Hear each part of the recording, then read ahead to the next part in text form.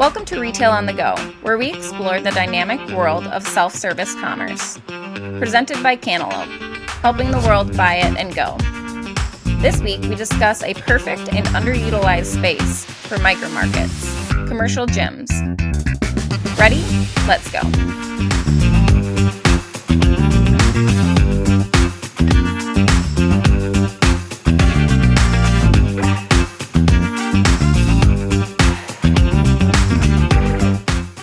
Hi, welcome back. Welcome to episode number 5 of the Retail on the Go podcast. Today's focus is going to be on gym markets, one of our separate verticals that we've been targeting.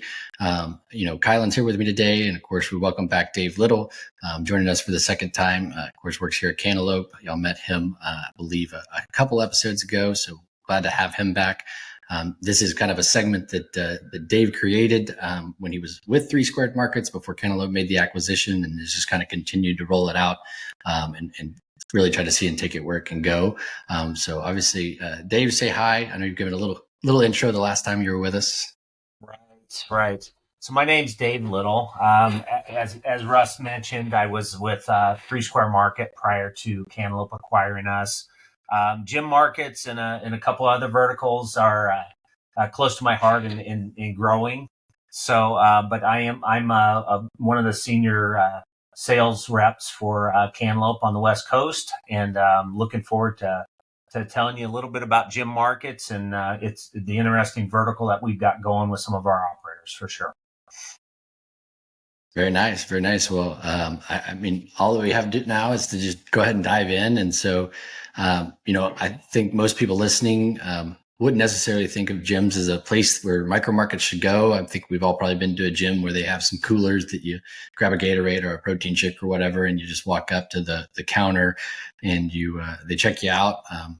Probably all have the same experience where it's usually hard to find somebody at the counter because they're usually working with somebody else or something. So with that said, Dave, what have gyms traditionally done up until this point for, whether it's markets, beverages, snacks, things like that? You bet. So if you go into some of the top name gyms, you'll walk in, you'll see a cooler somewhere in the building, right? It'll have maybe a few Gatorades in it, maybe a couple of protein bars. Not much, right? They got to grab those. They got to bring them up to the counter, wait in line, right? They're gonna wait in line to pay for that item, right, before they can go on and do their workout or head out for the day. But typically, there's not been a lot in the gyms, right? There's going to be some gyms that have in the last few years, and I'll rely on Kylan here from his football experience, right? But to say this, but I think that. Kylan, correct me if I'm wrong, but you walk in and there might be some high-end gyms that will have a juice bar or, some type of protein shakes or something, but not a lot, right? I mean, yeah, very few. Yeah. Very few, and I think the big key with those is they're not self-service. It's one of those things where you have to go, you have to stand in a line, you have to wait, hopefully flag down an employee or someone nearby you to get one of those items. And it can kind of be a pain and a little bit kind of make you just think, I don't even have the time after getting a good workout in. The last thing you want to do is stand in a line and wait for something. You want to just usually grab your product and go straight to your car and, get on with your day. So I think that's definitely, you hit around the head with that one.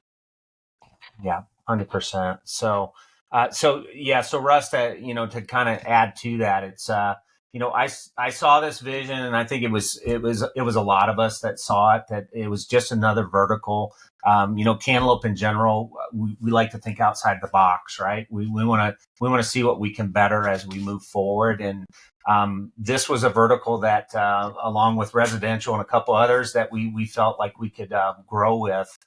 We've got some operators that are doing very, very well with them. I've got an operator in Washington that's I don't know if you want me to mention names, but an operator that's doing very, very well.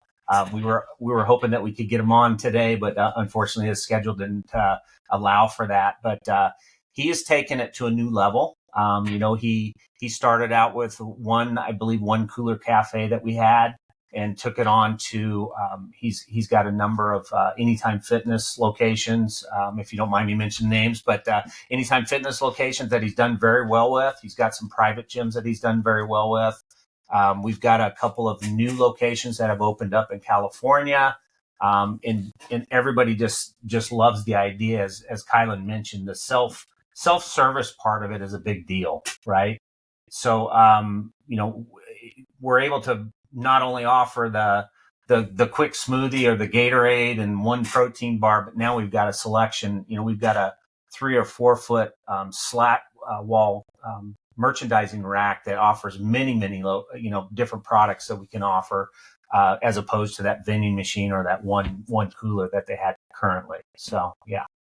Nice. And I have a couple of follow-up questions there. So, the question was, what have gyms traditionally done? And, it sounds like either nothing at all, or they may have a couple coolers, or if it's really high end, they have a juice bar, which obviously has to be staffed and things. But what would I say, why would a gym want an operator to come in and do this and not just do it themselves? Because wouldn't that be a revenue stream for them? Would be a question I think some people would ask. Yeah. So I can answer that's a great question, and it's kind of a sales pitch for us, right? When we go in to talk to some of these gyms, is gyms are there. They want to sell memberships, right? They're not interested Absolutely. in selling a drink or and Kylan, you're right there too. I mean, they want to sell want to sell memberships, right? They don't want to tie up their time, checking somebody out for a Gatorade or a protein bar or whatever it might be. Honestly, it's all about gym membership. How many gym memberships at the end of the day can they have in that gym location? It's not about the profit or anything that they're getting from that one cooler with the drinks in it, right? Absolutely. And one thing to kind of, the word that sticks out to me is efficiency, right? Efficiency. One of the things that, just going to some of these local Los Angeles gyms out in my area, I mean, I can give you a couple examples of some smaller gyms or some pretty large gyms that I've been to where in my time you see there's just a traditional cooler. They literally printed out a name sheet of like every person they had, and you were supposed to put an X by your name if you grab something from the drink, if you did or did not, and then they're supposed to try and charge it later. And you speak to some of these guys that work at the front desk that are, their job is to sell you on, like you said, memberships. It's less time that they have to get on the phones, call people, see if they're interested in purchasing new memberships. But instead, now you kind of are allowing yourself to be serviced and allowing yourself to kind of take that burden off you as a gym owner. I mean, there are some guys that, just you and me, Dave, when we were down in Montana, there was a smaller gym where the guy was sitting there, filling up with waters, and he were like, do you even want to do this? Meanwhile, he has like 4 or 5 guys that are trying to check in with their gym membership IDs, and he can't even check them in because he's running back and forth. And, just painting that picture in itself I feel like a lot of gym owners want to take that burden off them, knowing the fact that, you don't have to worry about it. You don't have to, give them the company credit card and say, hey, go to Costco, go buy a couple 100 gallons of water or whatever the case is. And, your employees don't want to do that at the end of the day. You guys want to be sales guys. They want to be out generating revenue for your business as a gym owner. So I think it's huge that, we're kind of giving that time back to them at the end of the day, because once again, we really want to harp on the efficiency aspect of this. Yeah, it was Russ. Just to add what Kylan just said, and that brings up you brought up a great point, Kylan. Kylan and I were in Montana. We were in a fairly small town. We walked in. We're sitting there eating lunch at I don't know what restaurant it was, but Kylan looks over and there's a gym right across the parking lot. And he goes, "Let's go ahead and talk to him. Let's just get a feel for what we can do here." We literally walked in. We talked to the guy. He gave us a name of 3 of his buddies that are down the street, right? I think we ended up visiting, I want to say 6 gyms in the next hour, and all of them were all over it. Like, man, anything we could do to make this more self-sufficient, self-pay, take this burden away from us, because like Kylan said, nobody wants to fill coolers. No, that's not what they're there for. They want to see guys, coming in and using their gym facility as that. They're not a convenience store, but the flip side of that is the members, right? The members that are going to those gyms, they want those items, right? Yeah, they want to absolutely. When they're there, when you go from that one cooler that has a selection of 6 to all of a sudden, man, they've got my favorite protein shakes. They've got my protein powder. They got everything here. It's that gym's much better than the gym down the street all of a sudden. So absolutely. I think this is a vertical that will really take off. I got some stats for you, Russ.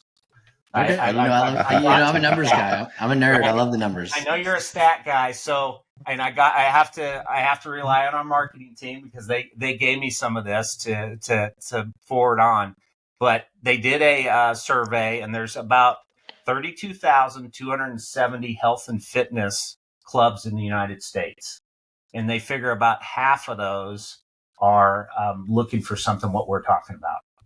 So that's a big number. That's a huge number, right? In our world, we say a TAM. That's a large total addressable market. Yes, absolutely. But think about that though, and it's true. So we've got 16,000 locations to go in, to go after and just present. And I'd be willing to bet there's an opportunity for 10 or 12 of those right away. So just a stat for you. I love it.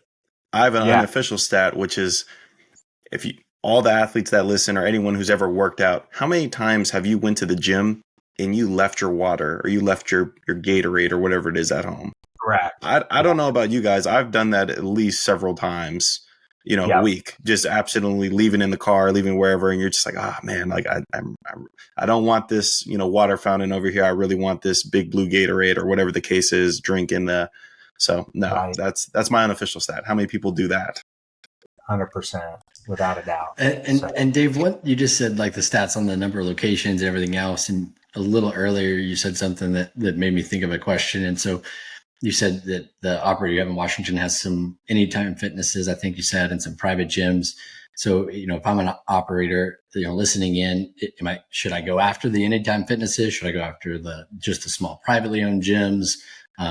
What does it look like with the big, national chains? But like, what does that landscape kind of look like? And do they have control over making those decisions? Maybe walk us through that just a little bit. Yeah, I think it's a mix, Russ. I think that some of the bigger, like Anytime and some others that are out there, you've got to get on what we call a preferred vendors list, right? So you've got some processes that some of the bigger gyms and facilities that are nationwide that you would have to probably go through. Some of the local owned gyms, we've got one in Long Beach that we just recently put in, right? Yep. That's an Anytime Fitness, but that's an Anytime Fitness that, yes, although they fall under the Anytime header, right? They also they're the owner of that gym. So this guy has 6 gyms. He wants to try one of our markets in it. They have some say so. In other words, if they want to go out on their own and do that, they can. To answer your question, I think there's some commercial nationwide gyms that we can go after, and also the smaller guys, the guys that have 100 members right now, but they're looking to grow to 250 members. Really, if we can get in there with a small solution, maybe it's just one cooler cafe, maybe it's a one small mini X kiosk that we have in a snack rack, and then as they grow, we grow with them, right? They give us more wall space, right? They give us more real estate to put some more products and fixtures and things in there. But I think it's unlimited. I think that landscape is there's just an opportunity here to really go after things. I think we have to sell it. I think some of the individually owned, they look at it as, they want to make some profit off of it. But we're talking to the operators, I think the operators need to go in and it's an amenity that we're adding to their business that once again, they're better than the guy down the street, right? They have this product that we don't. Yeah. And Kylan can jump into that one too. So. No, I think you hit it right on the head once again. Like these are all great points. Just the amount of connections that some of these gym owners have. I mean, just in my area, I live in Granada Hills, California, and Burbank, Glendale, or some other surrounding areas nearby. And, I've talked about this to some of, some potential gyms nearby. And, some of these gym owners, they have 2, 3, maybe 4 locations all within a couple miles span of each other. And if you can start getting into those, and let's say it is an Anytime Fitness, let's say it is an F45, if it is any one of these larger corporations, a lot of these guys, they see what that company's doing down the street. They like it. They want to copy it. They want to replicate it and put it here and install it. Because, one of those things is you want to make sure that your location's just as premium as any other location. I think that's one of the big things that our operators need to be pitching to these locations. Agree 100%. Absolutely. Yep. So all you, Russ. Man, I'm sitting here. I'm sitting here learning. I'm obviously most viewers can only see my face, but if you look down there, I'm not a frequenter to the gym as I would love to be. But so, like I said, I'm still learning from you guys. But I guess now we've kind of talked about what has the gym done, like which gyms would want it, and different things like that. So obviously we can just assume, right, it's an amenity, but kind of diving in to be a little bit more specific, why does this really benefit the gym location? You bet. Yeah. Go ahead, Kylan, if you got something to say there, and I'll add to it for sure. I mean, why does this benefit the gym location? I mean, there's several reasons, right? One, once again, I gave the example of you leave your bottle of water, you leave your hydration, you leave your product in which your protein bar, whatever the case is, right?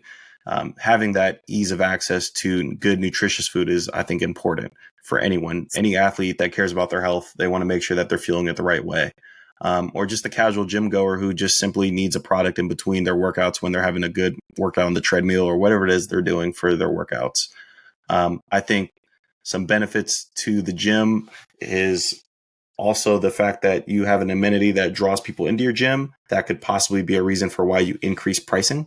Maybe you're increasing your pricing of your memberships just because your gym is able to have this nice luxurious item in there that other gyms aren't able to provide. If you're more of kind of on the gym aspect side of things, or I'm sorry, the operator side of things of why exactly you want to target gyms, I mean, bigger ticket price items.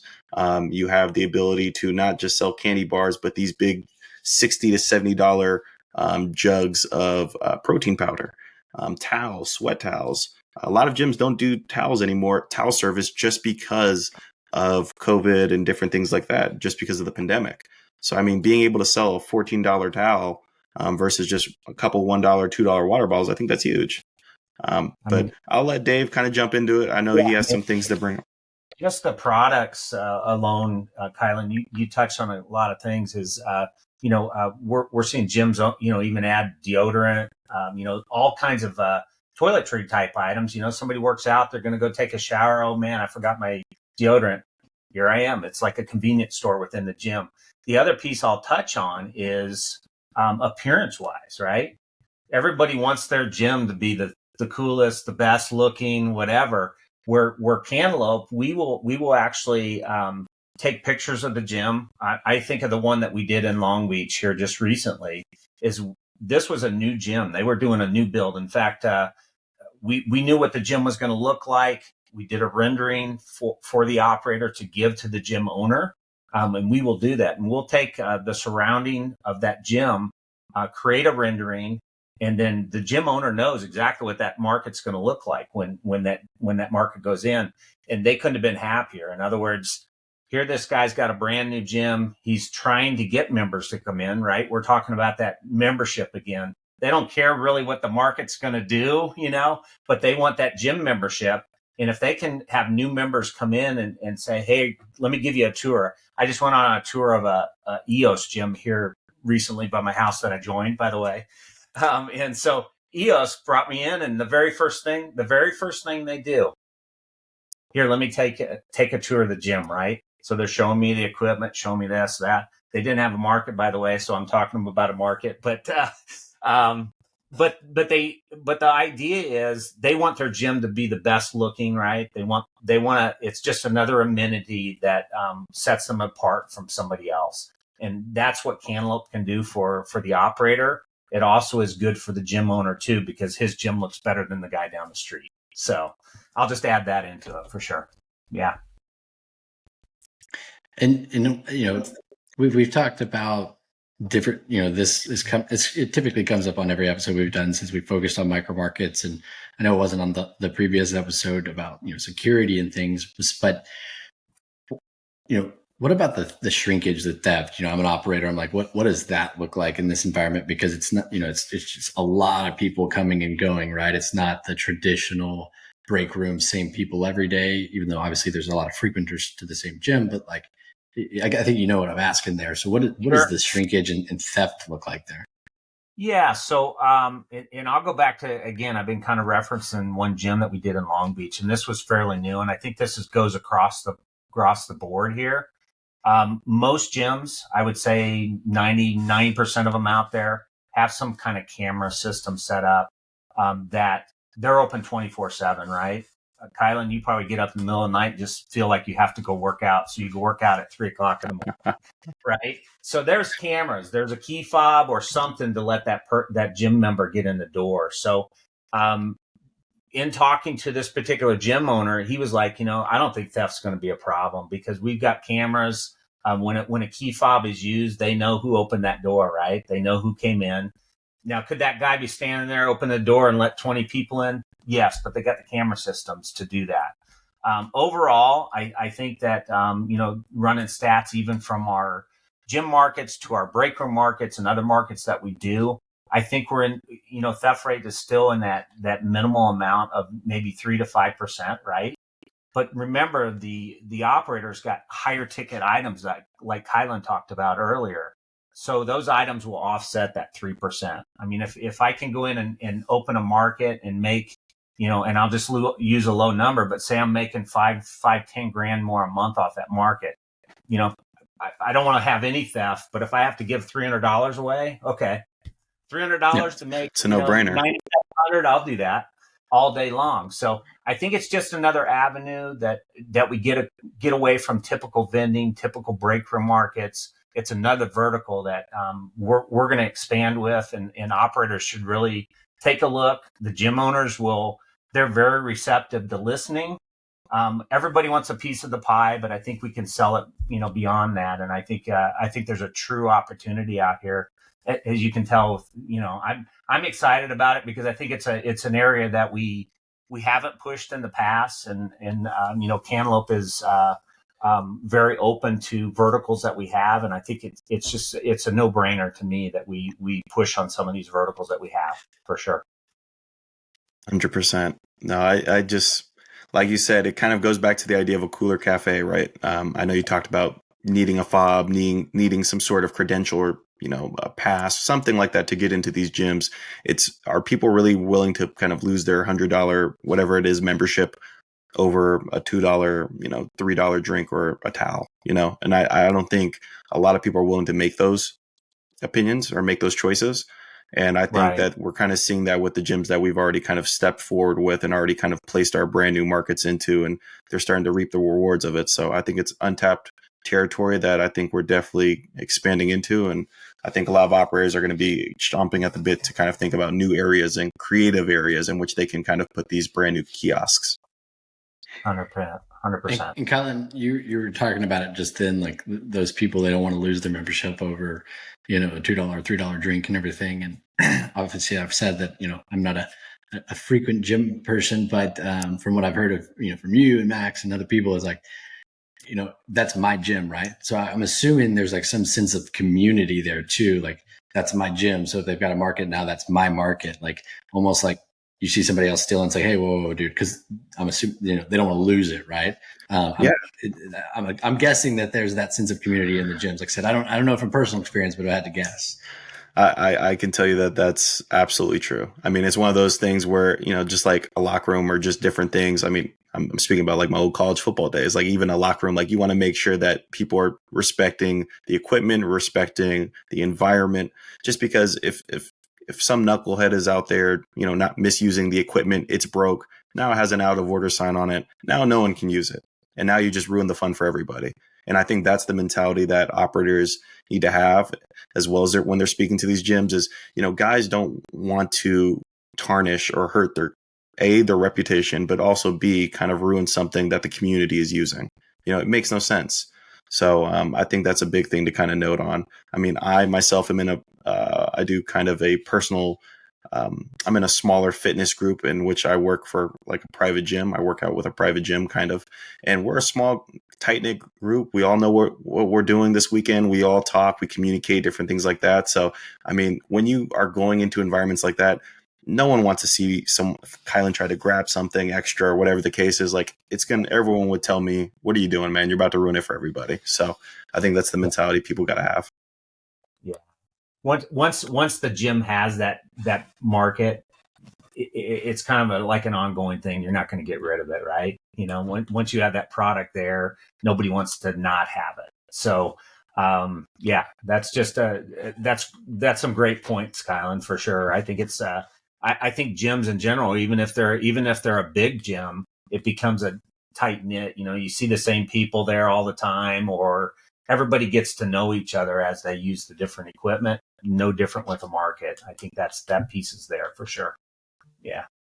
Good stuff. So, and actually, that just made me think of, I have an operator in San Antonio, and they were putting in a market, and they were working with one of our CSMs, Alberto, and Alberto went over to help them. And I was on the phone with him, and he goes, man, I was sitting there, and I was looking at the operator, and I just kept being like, man, I think I know him. And it turns out they felt like they knew each other because they work out the same gym every morning. So they saw each other. They never talked, but they saw each other all the time. And then, Alberto ended up being his CSM, and that was an operator. So obviously, like you said, even if you don't know those people, you still know them, right? But just kind of a funny little story there, just from the internal side. And I know we're kind of probably going to start wrapping up a little bit. And we ask this question at the end of every episode, I feel like, because what we truly are seeing is just continuous changes in self-service retail. Cantaloupe has historically been the vending industry, as we'd say, but we've continued to expand that portfolio and everything. So, obviously this is a new thing for these type of location. And obviously we've got a lot of focus on that, new locations, unique places to put markets. But still asking the question that we always ask is, how is this changing self-service retail? And I guess one other on that is, Dave, you talked about higher ticket items, toiletries, or what we refer to as sundries and things like that. But another thing I thought about is, I know a lot of gyms have their merch, right? They got their hats and their t-shirts, and people want to rep their gym and stuff. Obviously it's ran by an operator, but do you think there's an opportunity there for the gyms to be able to sell their merchandise and stuff through there? So that's another thing that they're not having to check out at the check-in station. Absolutely. It's really unlimited, Russ, what you can put into markets. You can't stick a t-shirt or a coffee mug or a big drink bottle or whatever in a vending machine, right? Or something like that. But you can certainly have it in a market. Even as we touched, and I don't want to go backwards in our conversation here, but I was thinking about something too. We talked about like the private gyms. We talked about the bigger gyms, but think about this. And I know we're going to talk about this in another episode, but residential, I'm talking to, I live in Arizona myself, in the Phoenix area. And, I've talked to some residential locations, one of them that my daughter works at. They are actually building a new property that has a gym in it, right? They want to have a market in that gym. They want to be able to sell the t-shirts, and they want to be able to sell towels and deodorant and that type of thing in their gym location. So that's a whole nother piece that we didn't even get into, right? So there's, it's changing the retail space for sure. We're getting away from that typical vending atmosphere where there's a metal machine sitting there with a glass front on it, to really putting a convenience store in a gym location, right? Whether it be residential or whatever. So yeah, I'm excited about it. I think Kylan's excited about it. I think the whole company in general, in our network of operators are, starting to listen, right? They're starting to see the light that gets them away from typical vending and gets them into some new verticals that are really starting to take off. And I can't see nothing but growth from here on out. So absolutely, that's my short version. No, that's great to hear. And like I said, I think this is going to be profitable for everyone involved. Like I said, we're servicing people who need to service other people. And I think that's going to be one of the greatest things that we're kind of learning on this kind of trip that we were taking kind of around. But no, once again, I just wanted to wrap up just kind of the conversation. Thank you guys to everyone who reached out regarding this episode. Thank you, Dave, for being on today's episode. We appreciate your insight, your knowledge regarding everything market related. Thank you again to everyone who joined us today on Retail on the Go. Be sure to follow and subscribe to our podcast as we're wrapping up today's episode. Follow us on Instagram at retail.onthego and on TikTok at cantaloupe.inc for exclusive content and news. Okay. Join us on the next episode where we'll be discussing the changes in multi-family living as well as the residential micro markets, in which I know Dave is super excited to kind of jump into. And I know that we're going to have some good stuff. But like I said, this is Retail on the Go signing off. Thank you guys. And once again, have a great weekend. Thank you.